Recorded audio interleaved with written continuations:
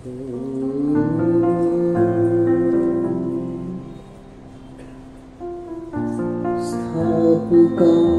च धर्मस्य सर्वो धर्मो स्वरूपिणे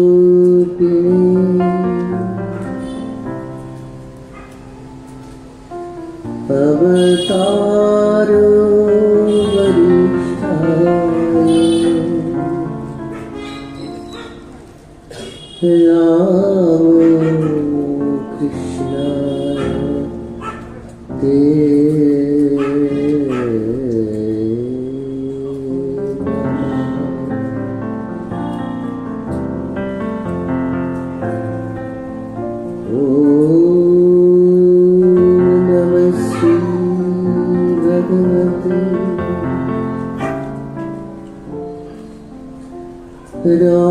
रामकृष्णाय नमो नमः।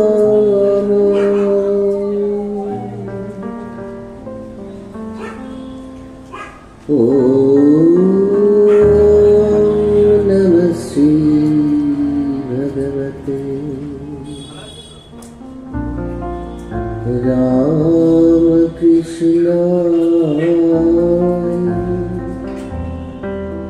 नमो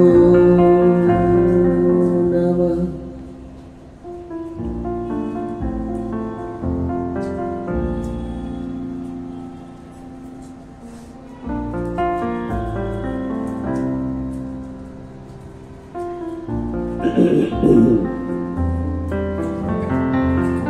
ठाकुर माँ स्वामी जी, महापुरुष महाराज, আমাদের গুরুদেব সবার চরণে শরীরে শতকোটি প্রণাম জানিয়ে উপস্থিত ভক্তমণ্ডলী চরণে প্রণাম জানিয়ে মায়ের কিছু প্রসঙ্গ করি।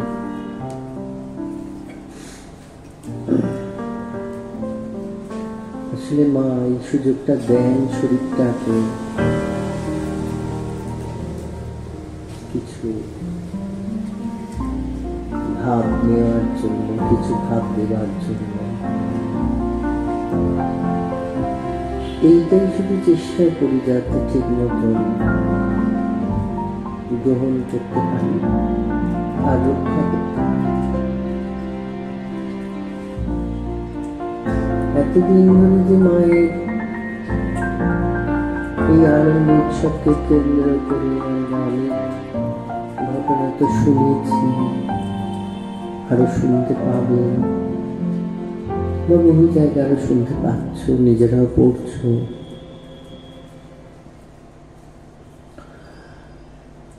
এখন আমরা মায়ের ঘটনাগুলো একটু সাইডে রাখবো।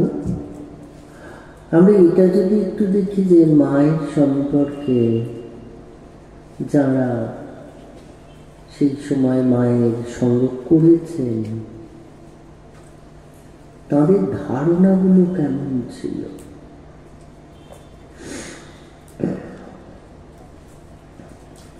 কথাটা বলার অর্থ এই, জানো তো আমরা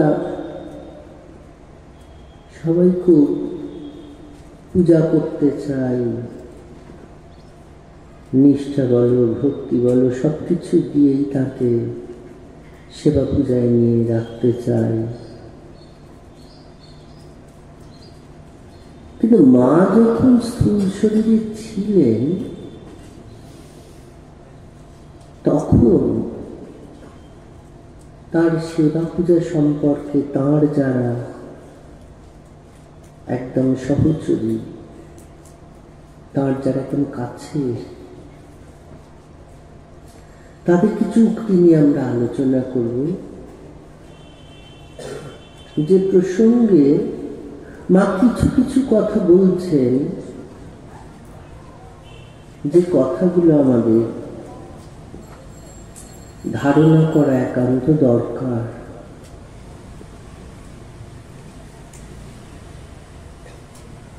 এই শরীরের সবসময় মনে হয়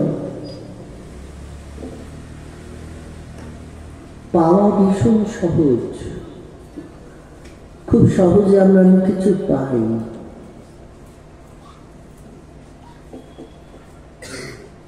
কিন্তু মধ্যম হচ্ছে সেই পাওয়াটাকে ধরে রাখা, আর শক্ত হচ্ছে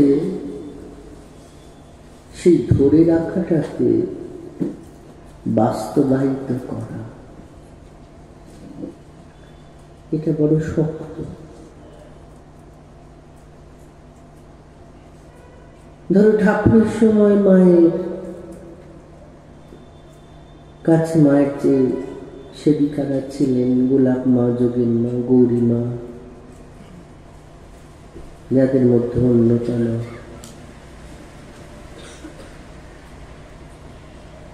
ঠাকুরের শরীর চলে যাওয়ার পরে যে ঘটনাটা বলবে, এই ঘটনাটা মানে প্রায় প্রত্যেকে জানো, প্রত্যেকে শুনেছ, কিন্তু কেন বলছি ঘটনাটা সেটাই শোনার দরকার, সেটা বোঝার দরকার।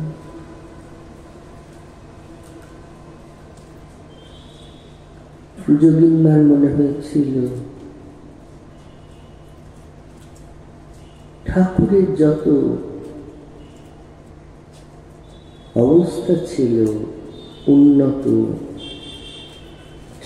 ঠাকুরের যে ত্যাগ, ঠাকুরের যে বৈরাগ্য, মা আছেন, ঠাকুরের সহধর্মিনী তিনি আছেন, কিন্তু তিনি তো সারাক্ষণই দেখি এই কোথায় সংসার, কোথায় রান্না করা, কোথায় খাওয়ানো, কোথায় এর চিন্তা তার চিন্তা, এই খুবই কাটিয়ে দিচ্ছেন। তা যখন যোগেন মার কথাটা মনে আসছে, বেশ কয়েকদিন ধরেই আসছে, হঠাৎ গঙ্গার পাড়ে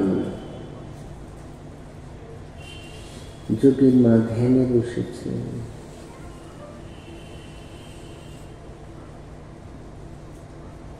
চোখ বুঝে যেই মুহূর্তে কথা মনে পড়া, সঙ্গে সঙ্গে দেখছেন ঠাকুর সামনে দাঁড়িয়ে বলছে,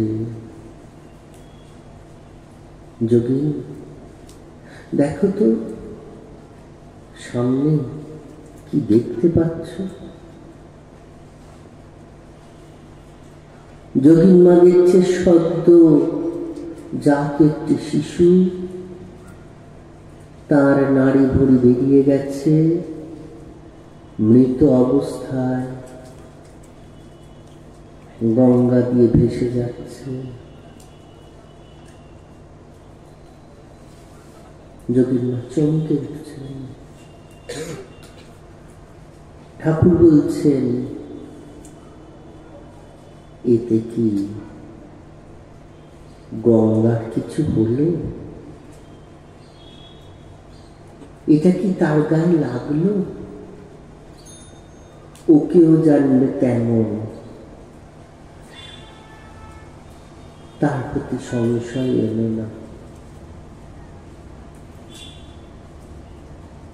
যোগীন মা তাড়াতাড়ি করে উঠে গেলেন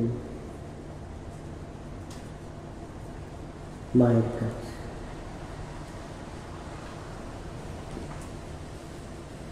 কাঁদতে কাঁদতে ক্ষমা চাইলেন।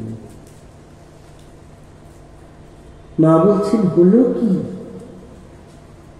বলছে, মা গো, তোমায় আমি সন্দেহের চোখে দেখেছিলাম মা, তোমার প্রতি আমার সংশয় এসেছিল মা, তোমাকে আমি অবিশ্বাস করেছিলাম মা, তুমি আমায় ক্ষমা করো। আমরা যদি হতাম আমরা কি বলতাম? আমরা বলতাম ঠিক আছে ঠিক আছে।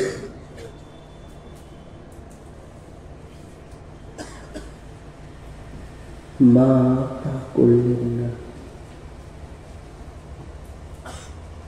মা একটু অন্যভাবে কথাটা বললেন, বললেন তাতে আর হলো কি? সংশয় আসবে, অবিশ্বাস হবে, আবার বিশ্বাস হবে, এমন করতে করতেই তো বিশ্বাসটা পাকা হবে।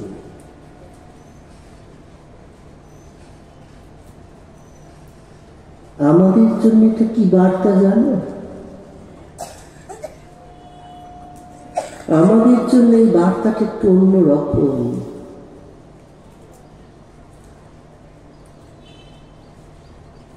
যদি সংশয় আসে, ভগবতীর মুখ নিঃসৃত বাণী অনুসারে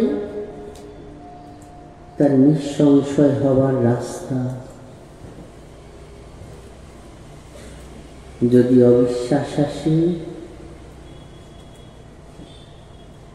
ভগবতীর মুখ নিঃসৃত বাণী অনুসারে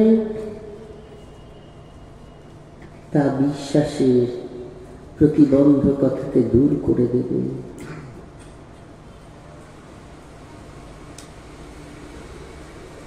কিন্তু কেন?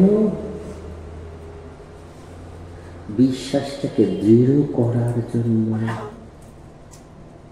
আমাদের বিশ্বাসটা যাতে দৃঢ় হয়। দৃঢ় বিশ্বাস হলে কি হয়? ঠাকুর বলেছেন, যদি একবার বিশ্বাস হয়ে যায়, শিশুর বিশ্বাস, সরল বিশ্বাস, তাহলে আর কিছু দরকার হয় না। বিশ্বাসের উপর আর কিছু নেই। কেন জানো? একটু ভেবে দেখো, আজকে সেই দিনটা, যে দিনটায় আমরা দাঁড়িয়ে আছি, যেদিন আমরা প্রতিটি মুহূর্ত বিশ্বাস আর অবিশ্বাসকে একসাথে বেঁধে নিয়ে চলছি। বিশ্বাস আর অবিশ্বাস যদি একসাথে হয়, তখন কি হয় জানো? তখন আসে সংশয়। সংশয় মানে অবিশ্বাস না। সংশয় বলতে বিশ্বাস সম্পর্কে সঠিক ধারণা না থাকা, সেটাকে সংশয় বলে। আজকে যখন জোর করে তোমায় কেউ কিছু করতে বলবে,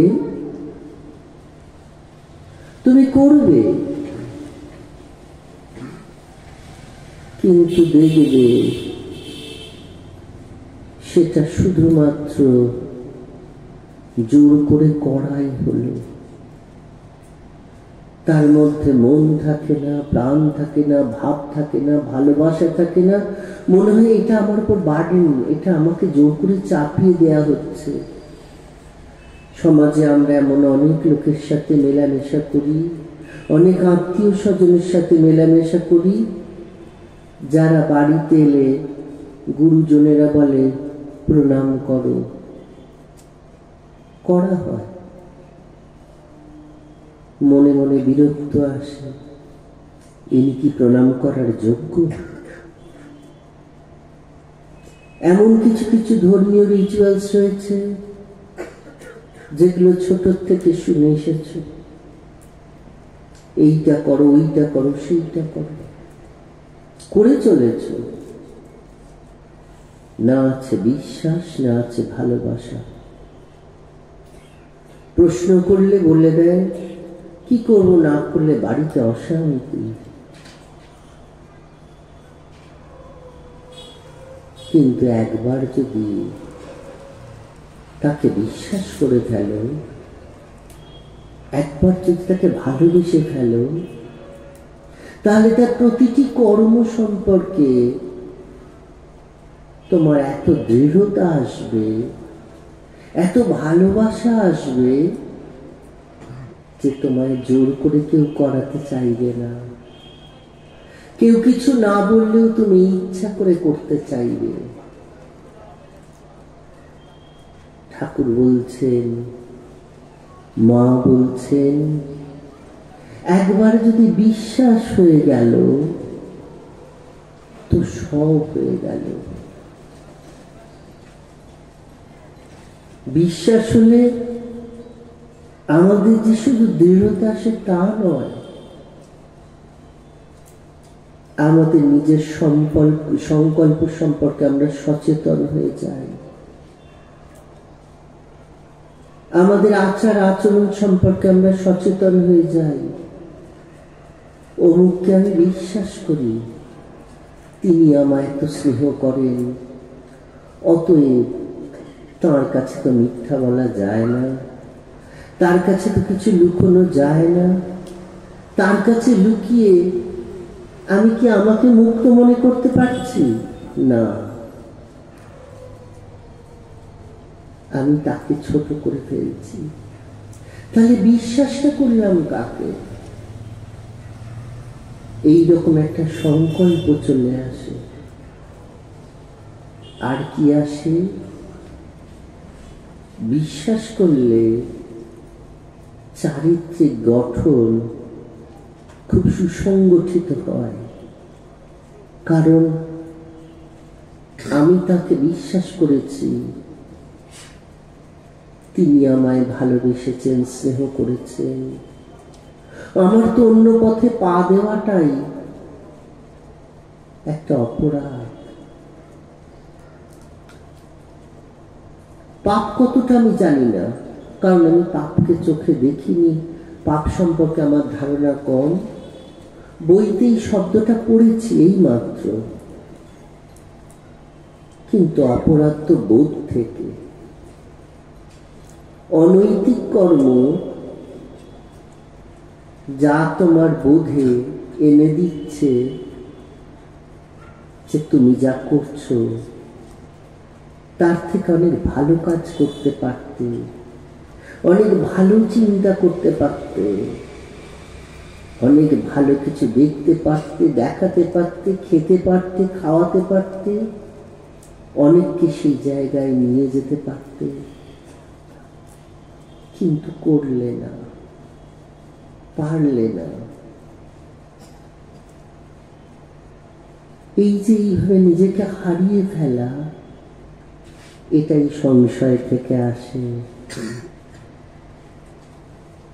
মা বলছেন, এমনি করতে করতেই তো বিশ্বাসটা পোক্ত হয়। জগৎজননী মা তখন উদ্বোধনের বাড়িতে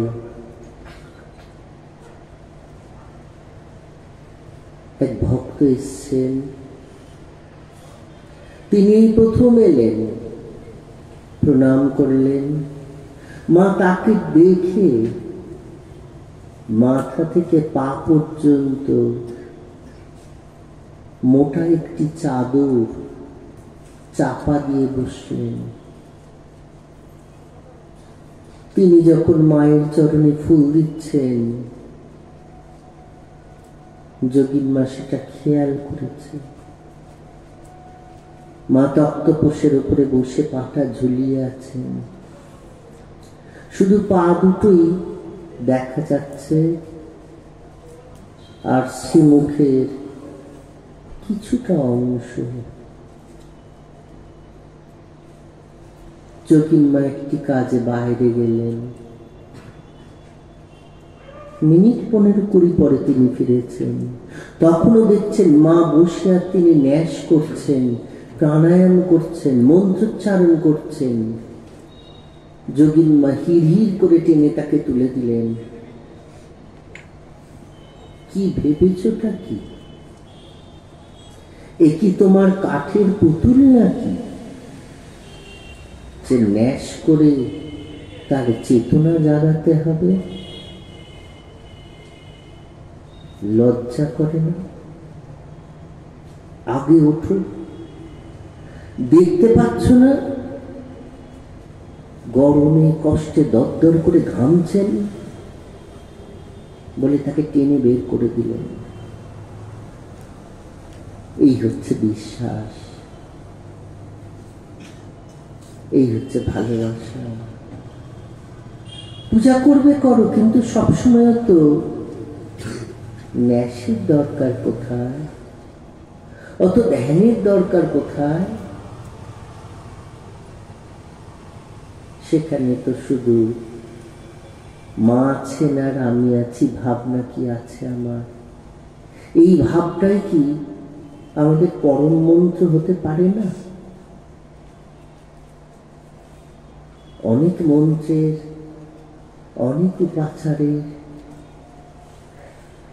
অনেক ন্যাসের, অনেক প্রাণায়ামের এত কিছু দরকার হয়? হয় না। কারণ মা শব্দটা শিখেইছ তো জীবন্ত জননীকে ডেকে। তাহলে আজকে যখন সেই মা শব্দই ব্যবহার করছো, তখন তার মধ্যে কি তুমি জীবন দেখতে পাচ্ছ না? নাকি শুধু বলার জন্য বলছো? যদি জীবন দেখতে পাও তাহলে জীবন দিয়ে পূজা করো, মাকে খুশি করো। কি করলে মা খুশি হন সেইটা ভাবো। যখন মঠে প্রথম বছর দুর্গাপূজা হয়েছিল, মা পাশের বাগান বাড়িতে আছেন, দশমী হয়ে গেল, একাদশীর দিন যোগিনমা এসে বলছেন, স্বরূপ, মা বলে পাঠালেন মা এই পূজায় বড় খুশি হয়েছে। যেই না বলা, স্বরূপ মহারাজ বাবুরাম মহারাজকে বলছেন, বাবুরামটা শুনলে? বলে একে অপরকে আলিঙ্গন করে আনন্দে বিভোর হয়ে উঠছেন। আসমিত্র লিখছেন, কি তাদের মুখের অবস্থা! আনন্দে। কিসের আনন্দ? এত আনন্দ কিসের? এই আনন্দ হচ্ছে মা স্বীকৃত হয়েছেন তাদের এই পূজা গ্রহণ করে, তিনি আনন্দ পাচ্ছেন। এইরকম ছিল তাদের দৃষ্টিভঙ্গি। তারা কখনো মাকে জগদম্বার বাইরে কিছু দেখেননি। কিন্তু এই জগদম্বা মাটির নয়, কাঠের নয়, পাথরের নয়। এই জগদম্বা চলমান। এই জগদম্বা দুহাত দিয়ে খাবার বেড়ে দিতে পারেন। এই জগদম্বা উনুনে আঁচ দিয়ে রান্না করে দিতে পারেন। এই জগদম্বা তোমার খাবারের ইঁটো থালাটা তুলে নিজে মেজে দিতে পারেন। এই জগদম্বা চরণ মেলে প্রণাম নিতে পারেন। এই জগদম্বা চরণ স্পর্শে তোমায় ব্রহ্মজ্ঞান দান করতে পারেন। এই জগদম্বা তোমার হৃদয়ের কথা বুঝে দাঁতের খোরকে কাটিটি পর্যন্ত দিতে পারেন। এই জগদম্বা তোমার বাথরুমের কাপড়টি ভোর রাত্রে কেচে তোমার অজ্ঞাতে শুকিয়ে তুলে রাখতে পারে। এই জগদম্বা তোমায় জোর করে বলতে পারে, বাবা যেও না, আর 2 দিন থেকে যাও বাবা, শরীরটা একটু সারলে না হয়ে যাবে। এই জগদম্বা তোমায় বলতে পারে,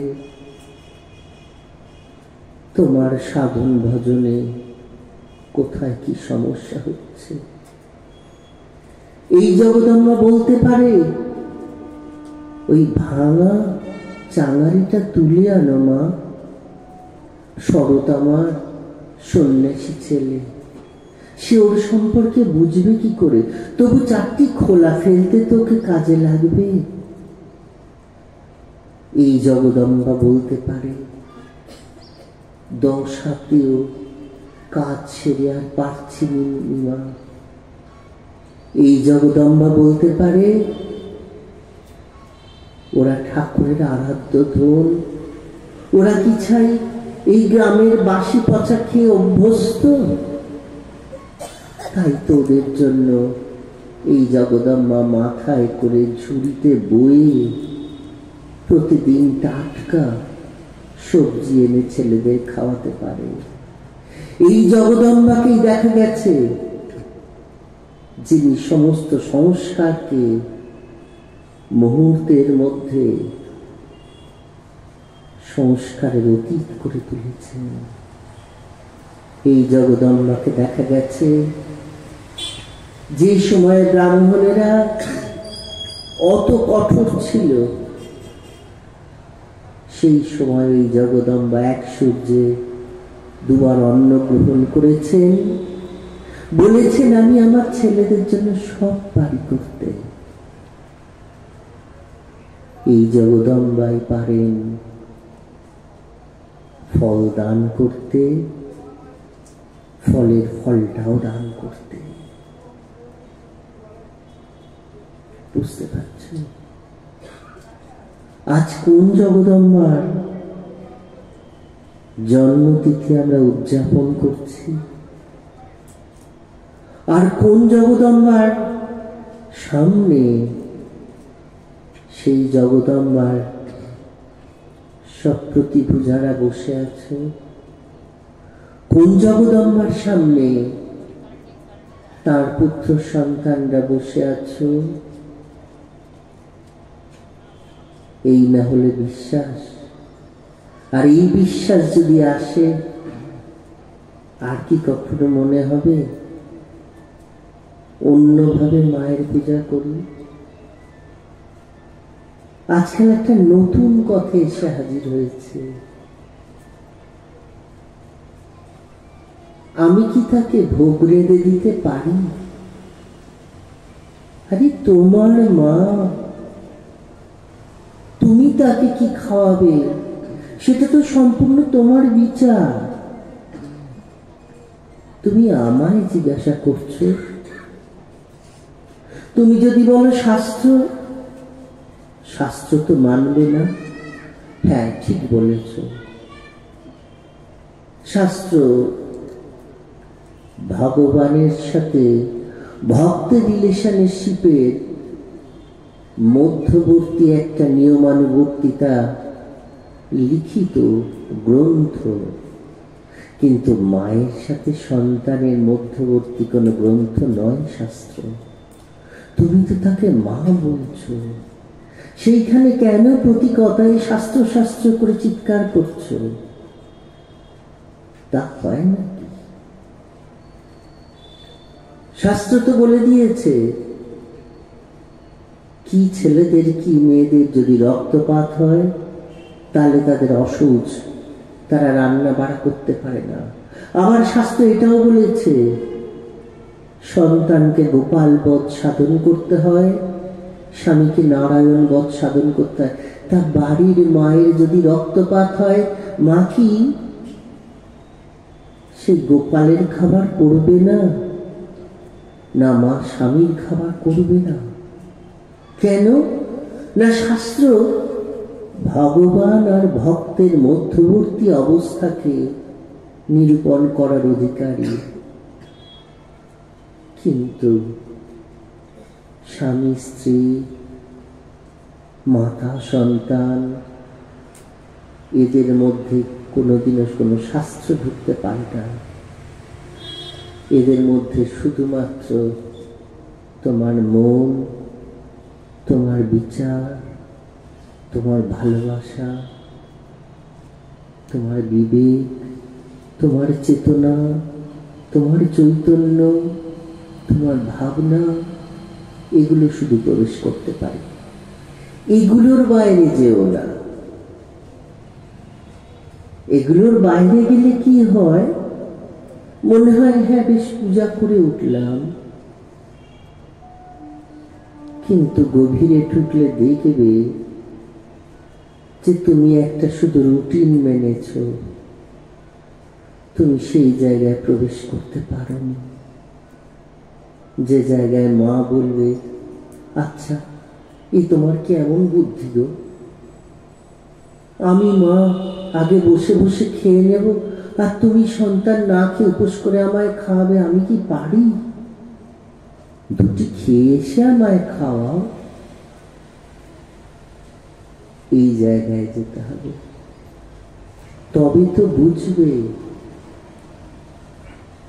যে ভাবে গভীরতা কতটা, নচেত বোঝা যায় না, জানো। যাই হোক, আমি তো অত মায়ের কথা কিছু জানি না। আমার সবসময় মনে হয় মায়ের কথা মায়ের আঙ্গিকে বলাটাই মনে হয় ভালো। দেখবে যখন কোর্টে কেস হয়, তখন যে কথা যার কেস হচ্ছে সে বলতে পারে না, তখন সেটা উকিল বাবু বলে দেন। আর উকিল বাবুর কথা শুনে যে কথা উকিল বাবু বলতে পারেন না, আবার যিনি কেস করেছেন তিনিও বলতে পারেন না, যার নামে করেছেন তিনিও বলতে পারেন না, সে কথা বলে দেয় জজ সাহেব। আজকে মা আমাদের সামনে নীরব, কারণ দেখছেন আমাদের তার সম্পর্কে ধারণা কতটুকু, আমরা তার সম্পর্কে কতটুকু ভাবছি,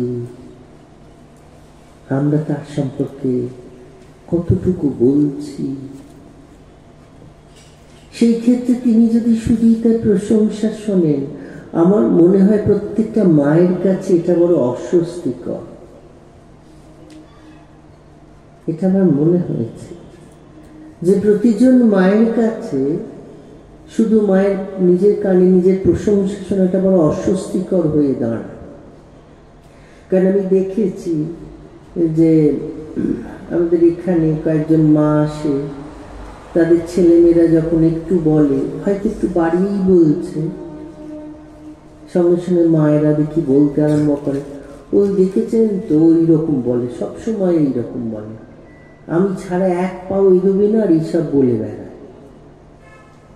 তার মানে কি, মা অস্বস্তিতে পড়ছে। কিন্তু আমাদের লক্ষ্য তো সেটা হওয়া উচিত নয়। তাই এমন কিছু কথা আলোচনা করা উচিত যেখানে মা সহমত হবেন, যেখানে মা মনে মনে বলবেন, হ্যাঁ বাবা আমার এটাই ভালো লাগে, এমন করেই তো চলা উচিত, তোমরা গেরস্থ, সেই অনুসারেই তো চলবে। কারণ মা তো এরকম বলতেন। মা তো মায়ের এক ত্যাগী ভক্তকে বলছেন আজকে যদি দেখতুম তোমার বাবা তোমার মায়ের জন্য কিছু রেখে যায়নি, তাহলে তোমাকে বলতুম যাও গিয়ে চাকরি করে, গিয়ে কর্ম করে মাকে খাইয়ে সেবা করো। আরেকজন গৃহী ভক্তকে বলছেন, বাবা তুমি যে সন্ন্যাসের জন্য এসেছো, তুমি যে 4 জনকে জগতে এনেছ তারা করতে দিশাহারা হয়ে যাবে বলো তো?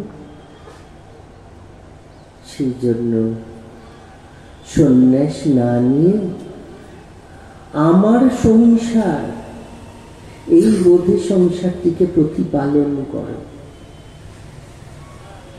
এই যে কত সাবলীল বক্তব্য, সাবলীল বক্তব্য।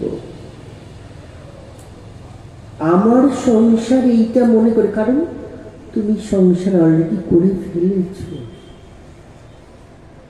তো এটা মা শুনছেন, তা মা এখন মনে মনে বলছেন না যে হ্যাঁ তাই তো হওয়া উচিত। এরকম যাকে তাকে ধরে করে বিয়ে হয়ে গেছে, ছেলে পিলে আছে, তারা খাবে কি চিন্তা করতে হবে না? বুঝেছ? এইরকম করে একটু ভাবো। আজকে তো অনুষ্ঠানের একদম এমন একটা দিন, আবার হয়তো 1 বছর বাদে এত ভক্তকে একসাথে দর্শন করতে পারবো। কাজেই এই শরীরে কিছু বলার নেই। রাত হচ্ছে, ঠান্ডা হচ্ছে, এবারে সব জায়গা স্থানে প্রস্থান কর, প্রসাদ নাও। তার আগে আমরা একটু নাম করি। এই